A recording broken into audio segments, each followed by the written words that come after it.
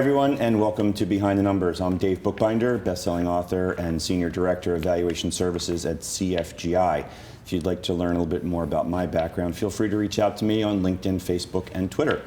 In my world, business value and business performance is measured by the numbers, but savvy leaders understand that there's usually more to the story than that. So welcome to Behind the Numbers. This is the program where we dig deeper to understand what really matters most in business. And today we're going to be talking about executive recruiting in the connected workplace with my guest, John Hodge, who's the managing partner of Miramar Global Executive Search. John, welcome so much to Behind the Numbers. Thanks for having me, Dave. It's a pleasure. Why don't you tell the audience a little bit about who you are and a little bit about Miramar? Okay. Miramar Global Executive Search, we're a boutique executive search firm. We have offices in Philadelphia and London. This year we're opening up an office in Asia, in Singapore. Very excited about that with future growth in the U.S., targeting in Chicago. We do retained executive search. Our clients are typically in science, engineering, automation, and technology. They range from Fortune 100 to private equity and venture capital-backed firms. We're focused on the C-suite and the reports to the C-suite generally, though we do other types of search too for our customers depending on the need. Okay, awesome, thank you. So we hear a lot today, especially about the war for talent. Yeah. Are there cyclical periods where there are wars for talent, and where are we right now? So unemployment being 3.6, 3.7%, that filters up through an organization, quite frankly, and the war for talent is very aggressive right now, so highly competitive, and companies are doing a variety of different things to attract great talent. So I think in terms of that cycle, we're certainly at a very highly competitive, candidate-driven period of time. Interesting. So if you're a candidate now, you've got more options than maybe you've had in the past? For sure, depending on some of the different functional areas, but most candidates, when they determine if they're strong, solid, and executive level that we focus on, they're going to have multiple opportunities. Yeah, I want to talk a little bit about how companies go about finding these executives. There are a lot of organizations that help folks in transition, and obviously those are the readily available marketplace. But then, of course, it's the idea that if you have a job, you're much more attractive. What are companies more inclined to do in terms of filling those key roles? Well, typically our customers are coming to us and they're retaining us to really find them very specific levels of talent. And generally, they're looking for the passive candidate, the person who has a successful track record of growing a company, building a team in a particular marketplace. So what we do in terms of our customer base and our process, we're mapping a market. Personally, I believe, and our firm believes, that every search that we do is new research. So we go into marketplaces, that primary market where the competitive landscape is primary, and we really we do research into determining who the key talented players are. But oftentimes our customers are looking for different things. They're looking for diverse talent. They're looking for alternative skill sets.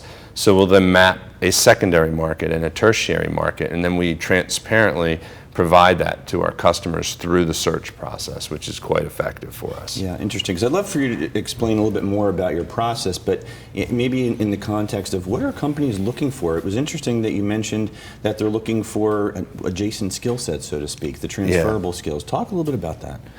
A lot of what's happening today in the marketplaces that we face are Industry 4.0, digital transformation, automation.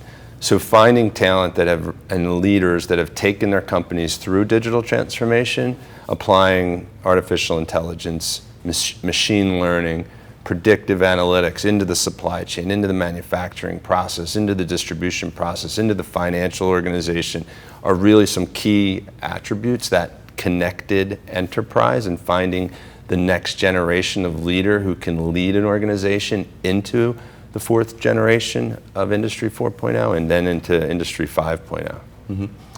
Are there a set of, we'll call them standard skills that are kind of the table stakes that every executive has to possess in a search situation? It's very subjective. Each of our customers will have very specific needs.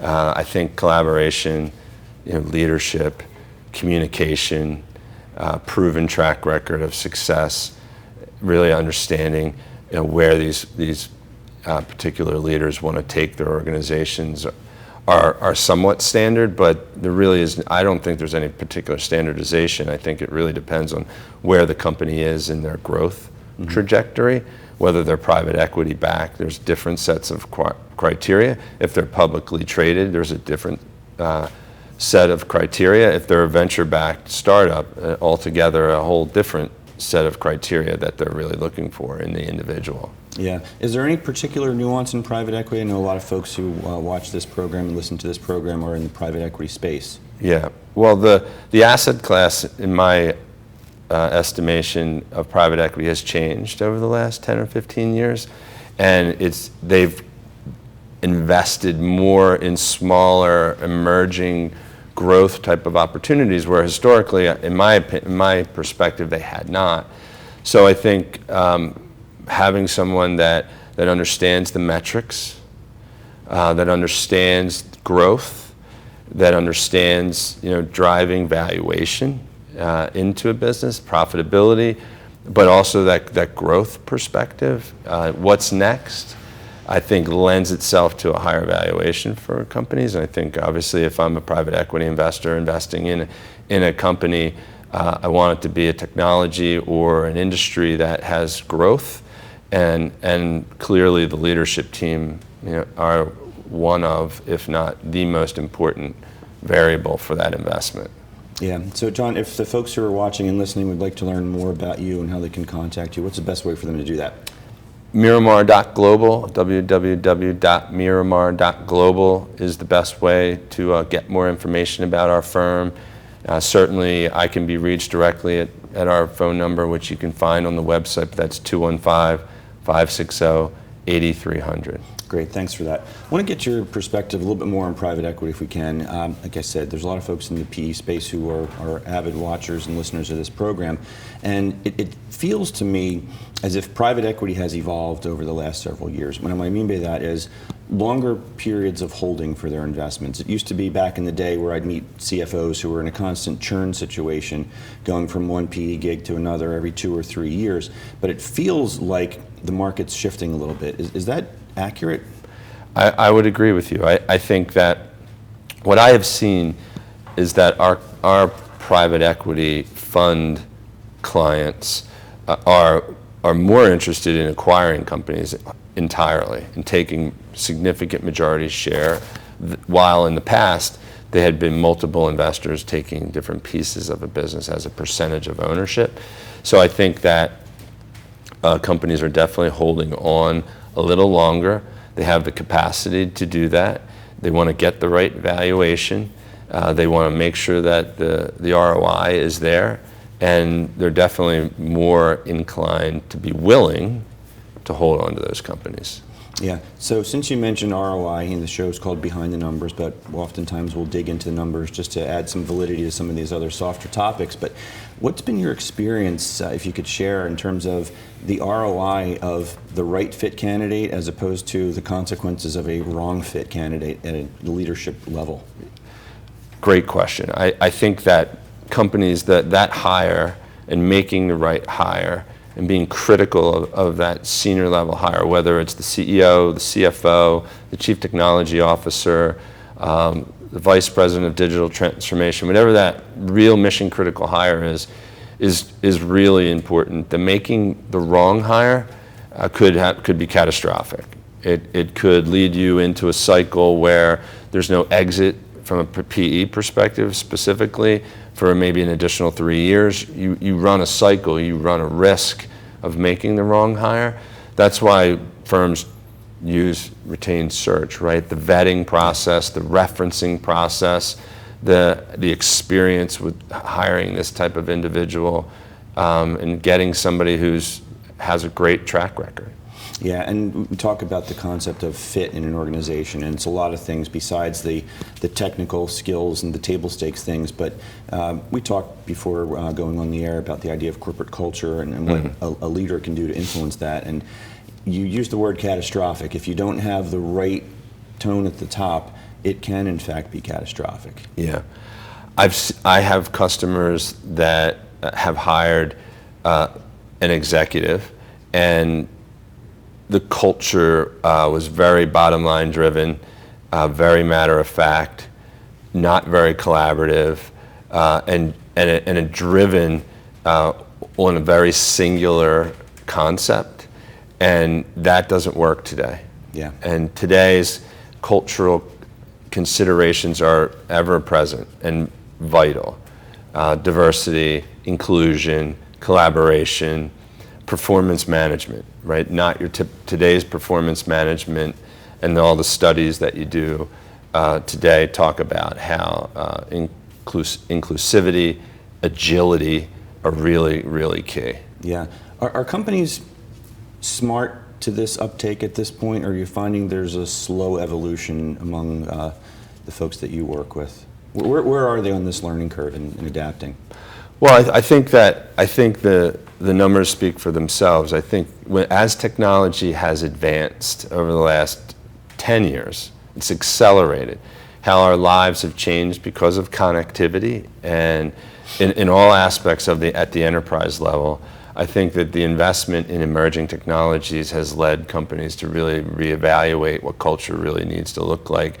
Hiring a younger generation of up-and-comers really lends itself to a different culture than 20 years ago. When I first started in my career, obviously there were different criteria and different metrics, but the culture is vital today. Yeah, I think we only have probably about another minute or two in this first segment, but I just want to get your take real quick on what do the executives look for? We've covered what the companies are looking for generally in terms of finding the right candidates, but in this seller's market, so to speak, for talent, what are the candidates looking for as they're looking at organizational fit? What matters to them?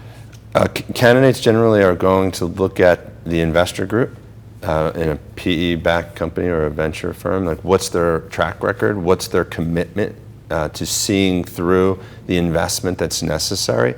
Whether it's a short-term cliff and exit, whether it's a longer-term exit that the investor group is looking for, the marketplace that they're playing in, and they're also looking at the existing team. They're going to look at what their capacity will be to really influence change and have that leadership and that influence are probably the key variables. Great. On that note, don't go anywhere. We've got to take a quick commercial break. So stay tuned. We'll be right back on Behind the Numbers after this quick break.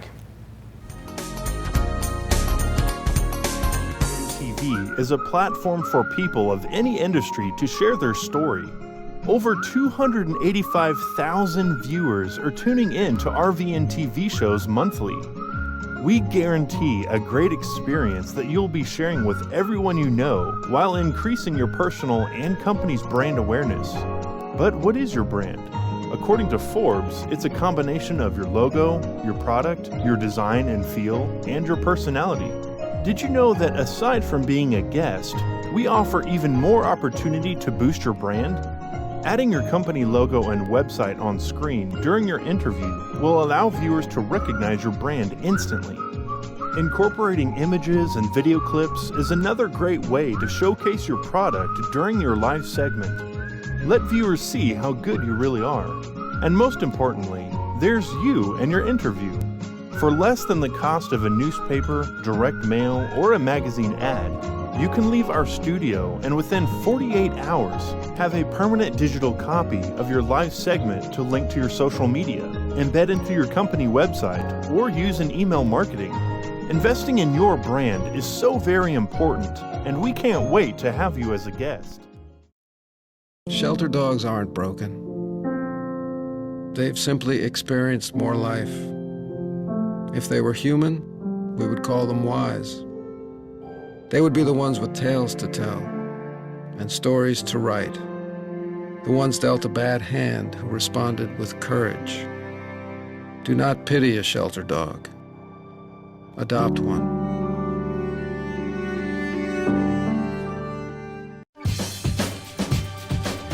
Say we've got grit, and we'll take it as a compliment. Because it's our uncommon drive, our spark within, that brings us together and sets us apart. We are temple made. And when others take shortcuts, when others take breaks, when others take the easy way, we take charge. Add us on social media to watch. Welcome back to Behind the Numbers. I'm Dave Bookbinder, and today we're talking about executive recruiting in the connected workplace with my guest, John Hodge, who's the managing partner at Miramar Global. John, I wanted to ask you about a conversation or an interview I know that you had with the Wall Street Journal. I understand that they recently reached out to you and you had an interview with the Journal. Talk a little bit about that. What were the topics that got covered? So I was interviewed by Lauren Weber, and her articles and her model is based on human capital and what are trends. And what was interesting for her was to really talk to me about what that connected enterprise next generation CEO looked like. We talked about diversity and diversity at a senior level, and we talked about what really is digital transformation and what is my experience with that. And that's really was the thrust of our conversation. If you wouldn't mind, I'd love for you to share with our audience the concept of digital transformation, what that really means in this concept of a connected enterprise. So as a firm, we focus on science and tech and automation and engineering. And our customers generally will fall into those categories, not exclusively, but that's really kind of who we are. So digital transformation over the last 10 years, and particularly in the last 5 years, has been something that we've done a significant amount of work in, both in the US and in Europe and in Asia. And that digital, physical loop is something that is where companies are really focusing on. So digital transformation is really applying software and artificial intelligence and machine learning into the supply chain, into the manufacturing process, to actually create significant amount of data that's actionable, right? So that the physical to digital loop component of the loop is really easy for companies, and that's where most companies are investing in. But when you need to make the digital to digital and then digital to physical loop, which really basically means that we're actually identifying the data, we're creating data, we're identifying the data, and then we're making the data actionable. What are we actually doing with the data? So when companies really start investing in that digital to physical loop, then they're using the data to their procurement processes, their distribution process. They're making decisions on when to buy, when to invest, when to build, when to hire. That's the full life cycle of digital transformation at a very high level. Yeah, and in this world that we live in now where there's a key reliance on data, and don't get me wrong, data is super important, but are there ever times where it's maybe too much reliance on data in your experience? Well, I mean, I think that can happen. I think that if inaction because of data it becomes a reality, then that could be troublesome, right? I think in the nature of the business that we work in, speed tends to still be a premium, and something really being decisive and making decisions that are meaningful in a decisive, expeditious way are still really important characteristics in leadership. So I guess there can be points where the data or the amounts of data could lend itself to multiple different scenarios that could lead you to having a quandary about certain decisions. Yeah. So what does the CEO of the future look like as we're into this digital world and connected enterprise scenario you just described? I think it's still someone who's brave and someone who's innovative and someone who's willing to take risk, but having data that makes that risk more calculated. Somebody that takes risk but has a measure of confidence in the decisions that they're making. Someone that is looking at the organization and the people as their their biggest asset. Really, that's I think some of the differences in the next generation of CEO and leader. I mean, there's the bold decisions that really need to be made in the future about investing in technology. I have customers that, are in financial services and they're entering into a fintech marketplace and or they're in insurance space and they're entering into insurance tech and really want to digitize what they're doing and digitize their customer experience, but they haven't ever done that. And they haven't made the investment. They've been thinking about it for 10 years, but haven't done it. So the next generation of leader that comes into that organization really needs to be bold and take that next step of investment. Mm-hmm. So it's risky. Yeah, no question, from so many different perspectives, and one that comes to mind immediately for me is in this quarter by quarter performance benchmark environment that a lot of leaders are stuck living with. Making bold decisions and making investments for the long term requires a lot of courage, to your point. Yeah, for sure. So I imagine then when your clients are working with potential candidates, there has to be a meeting of the minds about having an appropriate long-term view. Yeah, for sure. Yeah. Okay. Yeah, and what's happening also in the marketplace, and you talk about that CEO of the future, I think a significant amount of investment has been made in diversity and really driving diversity. Part of my conversation with Lauren was women in leadership positions and the investment that we're seeing in that capacity, and it's refreshing. Yeah, so diversity is a hot button topic right now as well, and I want to explore that in just a second, but very, very quickly, how can our audience contact you if they want to learn more or how they can work with you? Best way to contact me, you can contact me on LinkedIn or Twitter, but via our website at www.miramar.global. Yeah, because we only have a few minutes to go in the program, but I definitely want to continue the conversation here about diversity a little bit. And what your experience has been on, we'll call it the return on diversity, if you will. How's that impacted an organization in terms of its ability to innovate, attract and retain talent, and other KPIs? Well, I think the studies will show that companies that have a more diverse workforce and a more diverse leadership team are much more profitable. I think attractiveness and hiring next generation of talent creates an environment where it's inclusive and it's agile, and you're bringing multiple different perspectives to the table, not just one singular older school type of thought process. And our customers are really investing there. Okay, so when you're working with a firm and they're looking to fill a specific role, are they getting into diversity matters in terms of what their desired fit might look like, or how does that work? For sure. It's present in those discussions.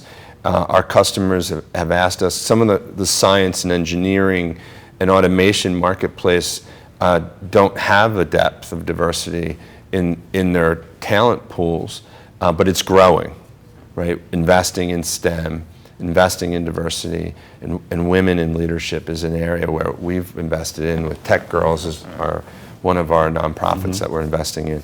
But mapping that direct market, the secondary markets, and the tertiary marketplaces that have the talent that's innovative in secondary and tertiary markets has been a real advantage for us, and our customers are taking advantage of that. So when you refer to the secondary and tertiary markets, can you just be a little more specific? Sure. What does that mean? So adjacent marketplace, a customer that's in the automotive sector. And the automotive sector has a finite number of customers in it, but then there's the supplier groups. There's the industrial automation manufacturers. There's other technology that supports the automotive industry and that technology group might support other industries other than automotive. So mapping the adjacent markets, the supplier groups, the customer groups for our clients is what I'm referring to, and doing that research. Every new search that we do will include all of that research for our customers, and we provide it to them transparently. Gotcha. So when a client company is looking for an external hire, we'll call it in the CEO role, is it imperative that the candidate have been a CEO before, or are companies open to making an investment in somebody who's coming in from maybe a different role and putting them into that leadership spot? Well, that's a great question. I think that's subjective to the customer. I think that's akin to hiring a coach who's been there and done that, or hiring that coordinator that really wants to step up. A lot of our customers want that up-and-comer. They also hire COOs and presidents and groom them to become CEOs. And a number of our customers really want that CEO experience. I would say, frankly, more times than not, they're going to want somebody who had been in that role at that level, at that CEO level, but they also hire their bench. They hire and they do succession planning. So we participate in that succession plan to help them really hire the bench that they need and bring in that next generation of talent. Yeah. So you mentioned that you do work with privately held businesses, whether they're PE backed or otherwise. And I know family held businesses have their own particular nuances. And in the 60 seconds that we have left in the program, what's been your experience in placing a candidate inside a family run business where maybe this candidate doesn't have the same last name? Well, we don't do a ton of that. Okay. The stuff that we would do is venture backed, and there could be one large family office that's investing in a company, and I think it's a different skill set. Somebody that's nimble, somebody that's aggressive, somebody that knows how to operate with very, very small budgets and limited resources, and has the mentality, owner mentality. So if they have an owner mentality, like they own part of the business, or they feel like they own part of the business, and they're that passionate about the mission of the company, then I think that they can be successful. And I think any owner, or family owner, would want that. Yep. Good stuff. Unfortunately, on that note, we've got to wrap. So John, thank you so much for being our guest today on Behind the Numbers. Thanks, today Dave. We've been talking about executive recruiting in the connected workplace with John Hodge, who's the managing partner at Miramar Global. I'm Dave Bookbinder, and we'll see you next time on Behind the Numbers.